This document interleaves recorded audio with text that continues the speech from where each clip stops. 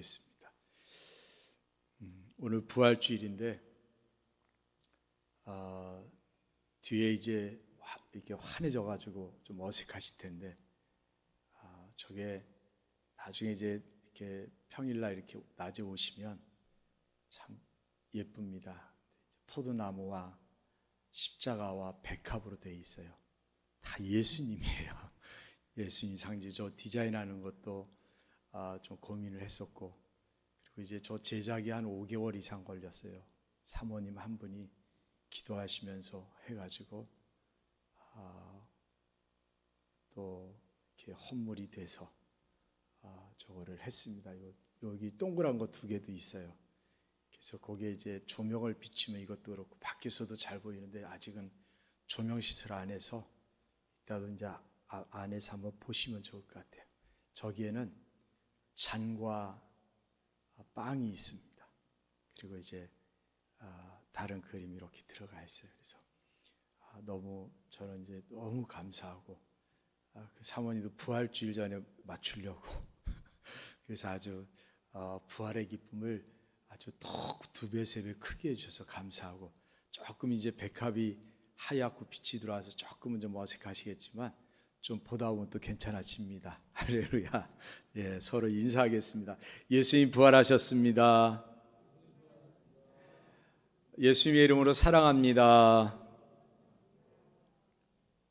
할렐루야. 예, 예수님이 부활하셨습니다. 가장 기본적이고 가장 중요한 것이 예수님의 부활입니다. 왜냐하면 우리가 부활한다는 첫 열매가 이게 본을 보이셨기 때문에 그 모델이 없으면 부활이 막연할 텐데 우리들에게 부활이 이런 거야 라고 보여주신 예수님. 저는 그게 처음에 예전부터 어렸을 때부터 신앙생활에서 궁금했던 것이 그런 건데, 생각해 보니까 예수님을 따르던 무리들이, 그리고 그 12 제자뿐 아니라 그 외에 제자화되어 있는 사람들이 예수님이 만약에 부활이 거짓이었으면 그들이 다시 모여서 그렇게 기도를 하고 성령을 받아서 나가서 전했을까? 아마 흩어졌거나 그 중에 한 사람이 교주가 됐거나 뭐 여러 가지 어떤 현상들이 있었을 텐데, 지금 2000년을 그 부활에 대한 굳건한 믿음으로 지금까지 이렇게 오는 거 보면 확실하게 역사적 사건이면 분명한 것 같아요. 할렐루야. 그렇잖아요? 안 그랬으면 소멸됐거나 변질이 됐거나 뭐가 막 됐을 텐데 지금까지 온 거 보면, 그리고 이제 초대교회 교회들을 세울 때도 사도들의 뭐 허락이랄까 허가랄까 하여튼 사도들이 인정하지 않으면 교회로 세워지지 않는 아주 이 통제 하에서 교회가 세워졌고, 그렇게 세워진 교회들이 규율을 가지고 250년 뭐 300년 얘기하는데 하여튼 지하에서, 로마 시대의 그 지하에서 로마의 지하, 뭐 터키, 뭐 데링구이, 뭐 카타콤 뭐 이런 데를 말하죠. 그런 지하에서 그 200년이 넘는 시간을 그들이 어떻게 견딜 수 있었을까 했을 때 정말 부활이 확실하니까 그들이 견뎌낸 거예요. 왜? 부활의 소망을 봤으니까. 오늘날에 우리가 보지 못했지만 우리들이 믿음으로 여러분들이 그것을 믿고 있는 것이 얼마나 감사한지 몰라요. 할렐루야. 저는 어렸을 때 저희 할아버지도 저는 못 뵀어요. 저희 증조 할아버지도 못 뵀어요. 그런데 부모님이 말씀하셔서 그분들이 이렇게 사셨다니까 그냥 그렇게 믿었어요. 저는 그렇게 믿었어요. 그게 은혜지요. 여러분들도 성경 말씀을 그대로 믿는 게 은혜인 거예요. 할렐루야.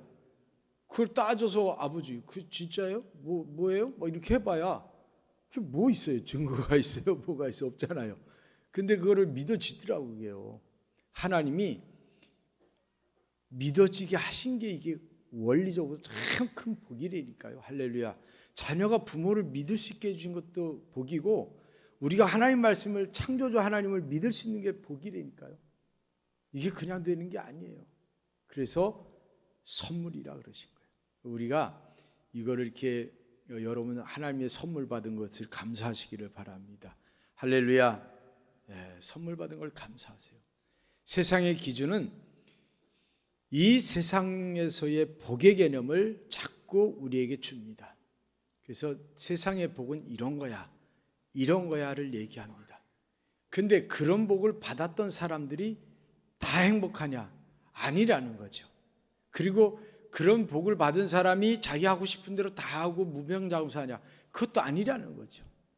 그러니까 세상이 말하는 복의 개념을 자꾸 우리들이 갖고 있으면서 신앙적으로 하나님의 복을 우리가 거기에 더 겸해서 받으려고 하다 보니까 이게 혼란스러워지는 거예요.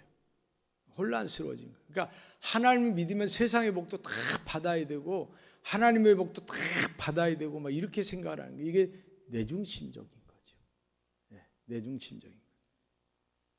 그래서 우리가 하나님의 복을 믿는 그리스도인이잖아요.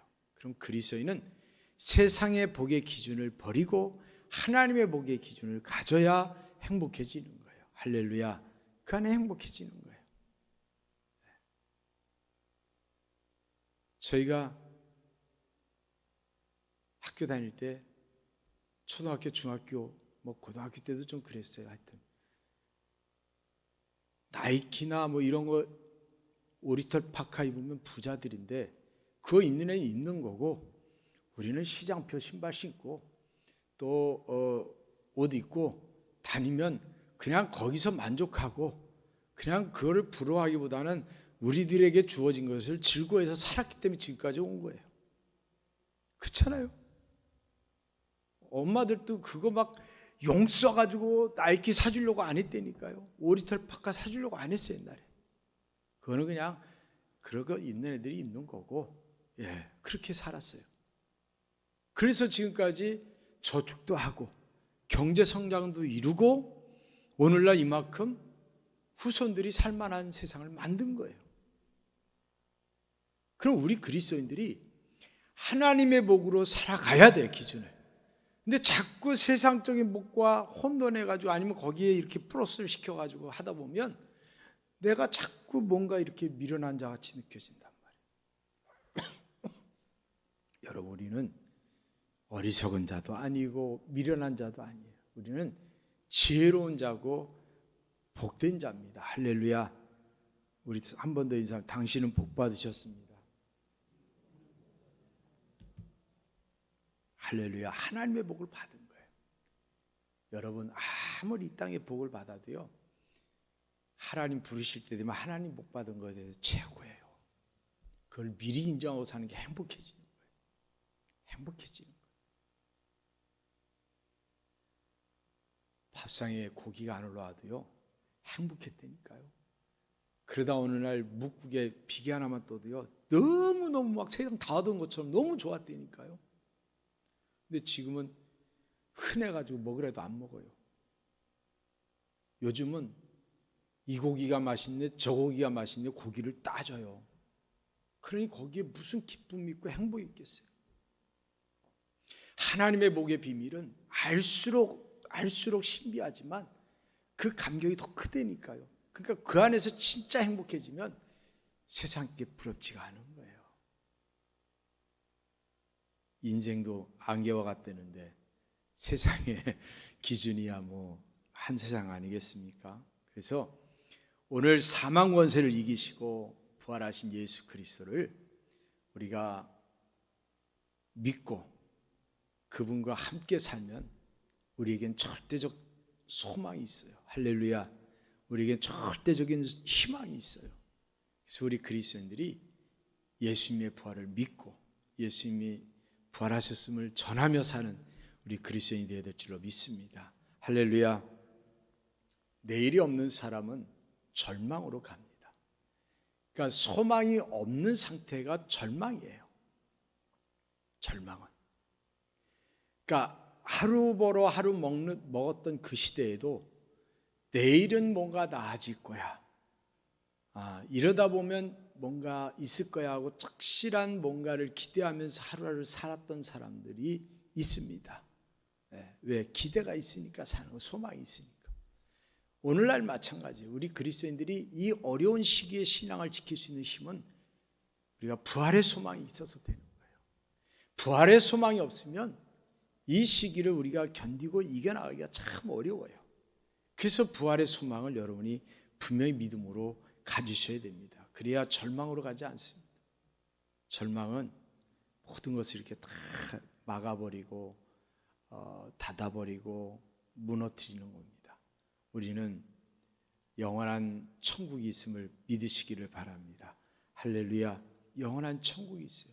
이 희망을 예수님께서 부활을 통해서 우리에게 분명하게 드러내 보이셨고, 그 부활에 대해서 우리는 분명하게 믿으면서 소망을 갖는 거예요. 오늘 말씀 보면 이미 구약에서 예언을 하고 있습니다.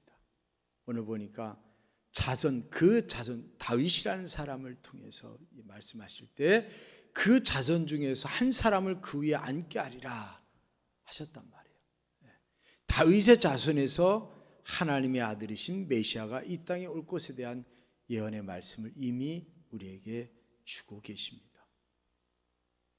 그 예수님이 이 땅에 오신 거죠. 베드로의 설교는 그것을 우리에게 말씀하고 있습니다. 예수님은 하나님의 아들이다. 근데 왜 십자가에 못 박히셔야 됐느냐? 그 당시에 유대인들은, 이스라엘 사람들은 예수님이 하나님의 아들인 것을 믿지 않았습니다. 그래서 십자가에 못 박았죠. 근데 그 역시도 하나님의 아들 메시아가 가야 될 길이었고 감당해야 되는 부분이었습니다. 그러니까 하나님의 역사는 참 오묘하신 거죠.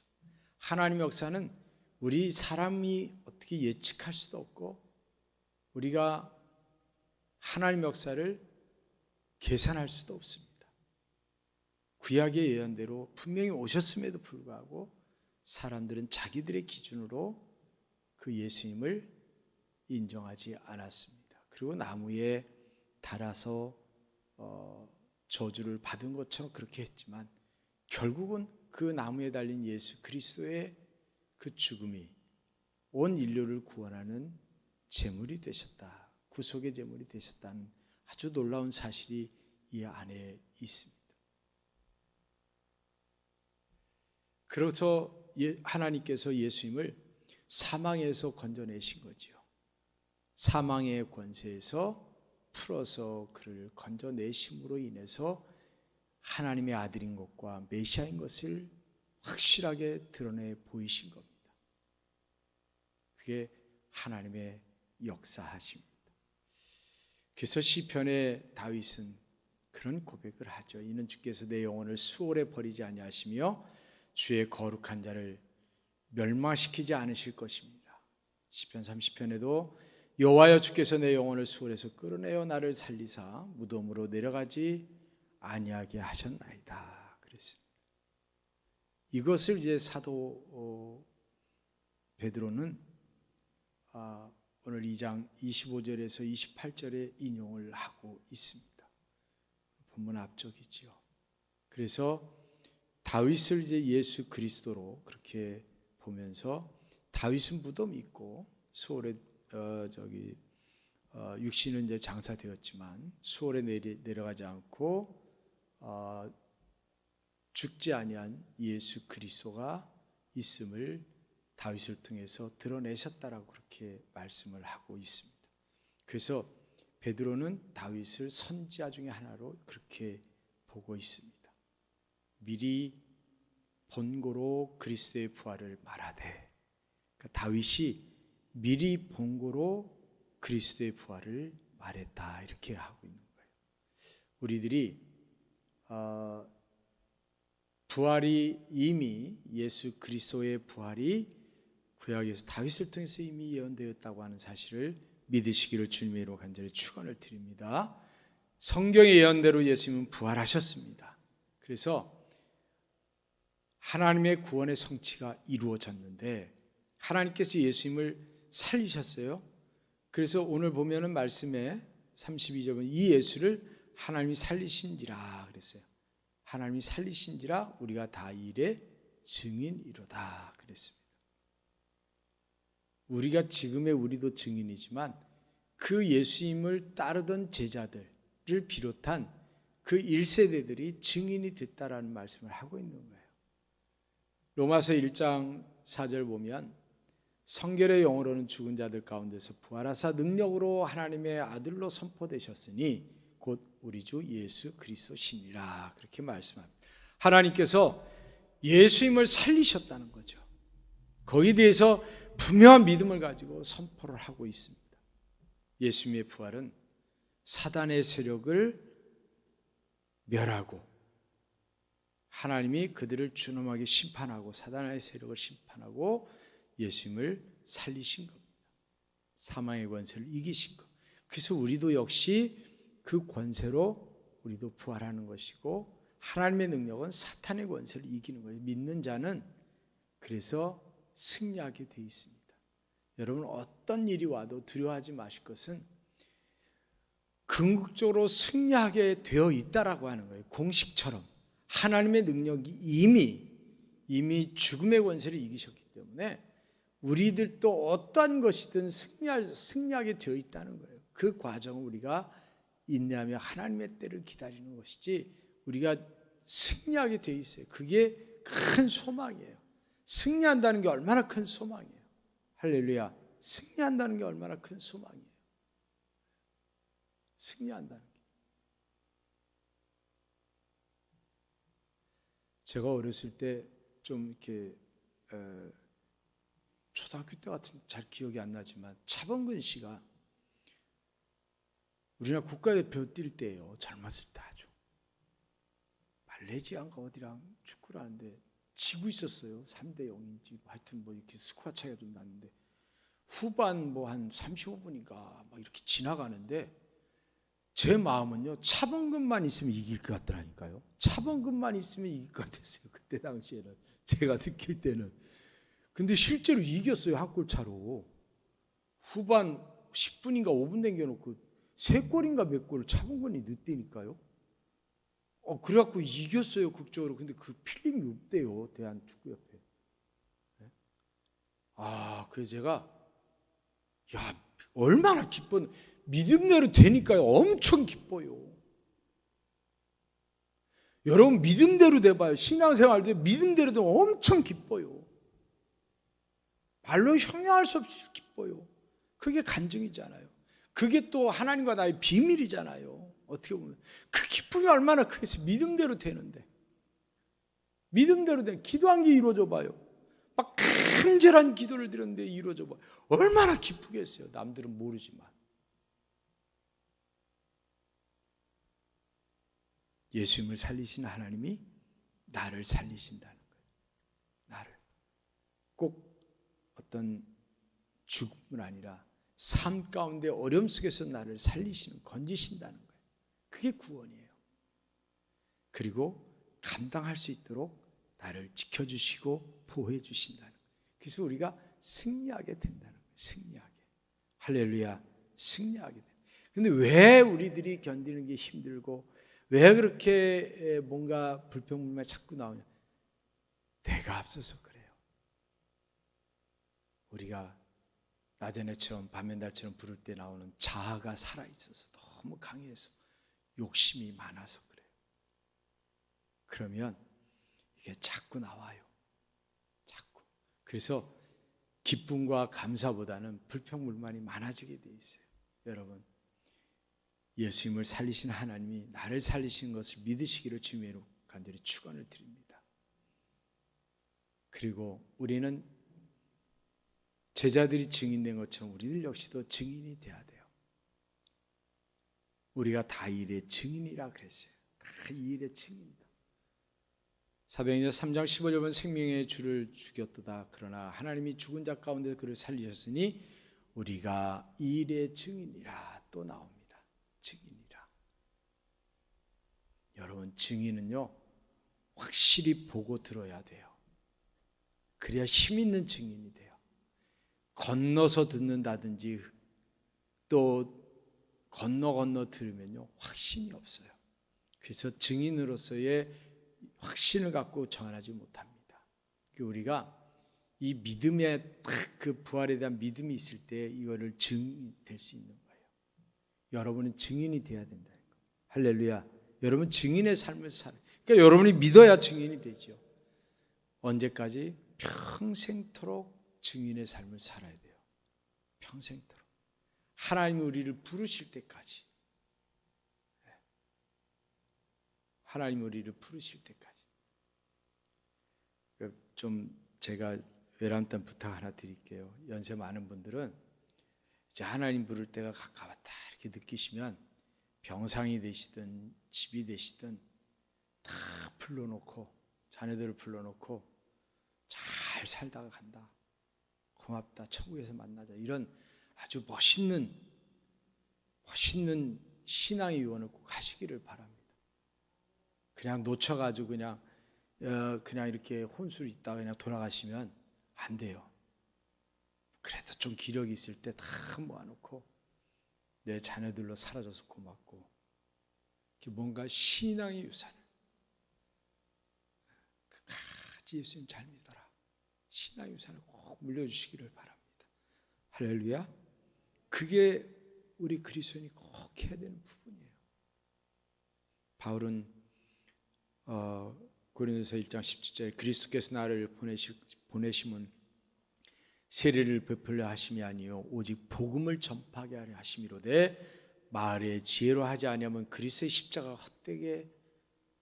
헛되지 않게 하려 함이라 그랬습니다. 말로만 하는 게 아니라 그냥 몸으로 그 십자가 헛되지 않도록 복음을 전했다라고 하는 거죠. 그래서 바울은 아주 전신전력으로 열정을 가지고 복음을 전했습니다. 우리 역시도 이 복음을 선포하는 삶을 사시기를 바랍니다. 가까이 멀리 있는 모든 이들에게 복음을 선포하시기를 바랍니다. 이미 성경에 하나님 말씀을 선포하기 위해서 선지자들이 동원이 됐고 제자들 역시도 그 사명을 감당했고 우리들도 그 복음을 전하라고 하나님이 부르셨단 말이에요. 그래서 우리들 역시도 그것을 전하는 자가 돼야 돼요. 우리가 전하지 않으면 누가 전하겠어요? 할렐루야. 누가 전하겠어요? 우리가 신앙생활하는 거 또 내가 존재하는 이유가 내 가족을 위해 존재한다고 생각하지 마세요. 이 교회가 존재하는 이유가 내 가족이 복받기 위해서 존재한다고 생각하지 마세요. 넘어서야 돼요. 많은 이들에게 복음을 전하기 위해서 이 교회가 존재하고 내가 존재하는 것은 내 가정을 포함해서 이웃들에게 복음을 전하라고 존재하는 것이지 내 가족만 복받고 잘되고 막 여기에 매이지 마세요. 그거는 너무 작은 신앙입니다.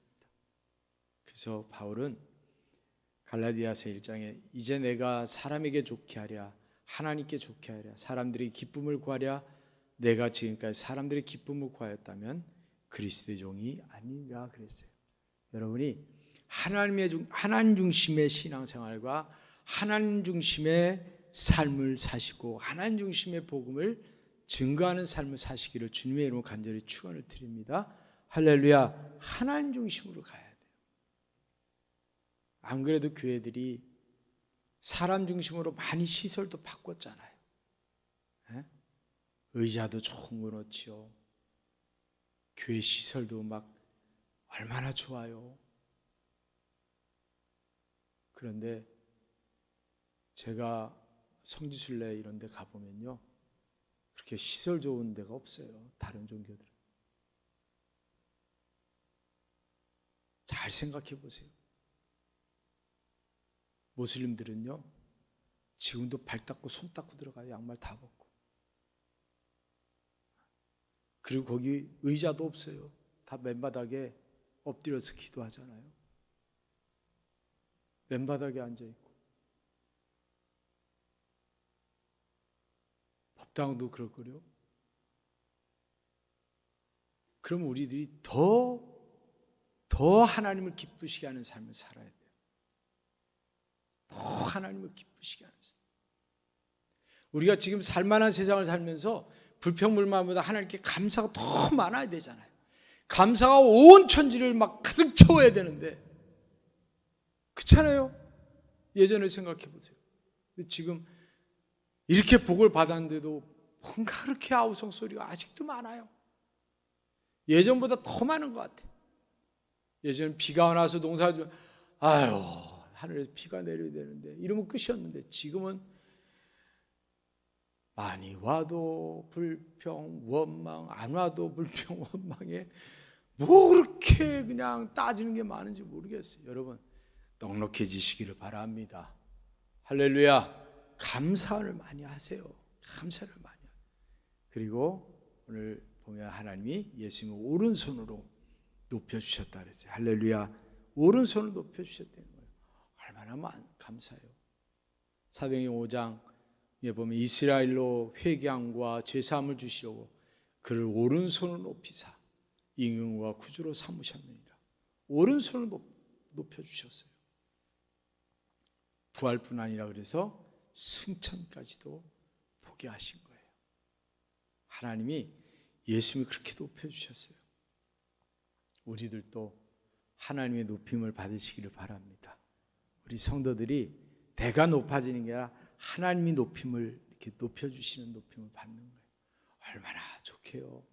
네? 얼마나 좋아요. 하나님은 지금도 우리와 함께 계십니다.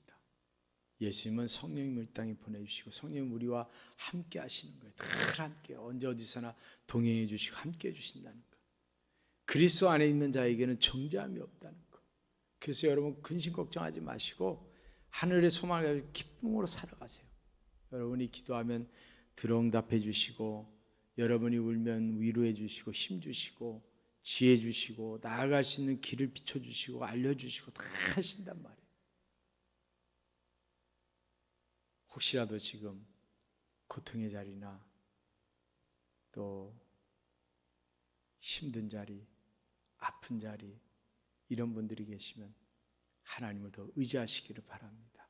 그래서 여러분이 다시 하나님의 은혜로 이 부활 주일에 다시 살아나고 다시 힘을 얻고 다시 그리스도 안에서 힘있게 살아가시기를 주님의 간절히 축원을 드립니다. 요한복음 14장 보면 내 아버지 집에 거할 곳이 많도다.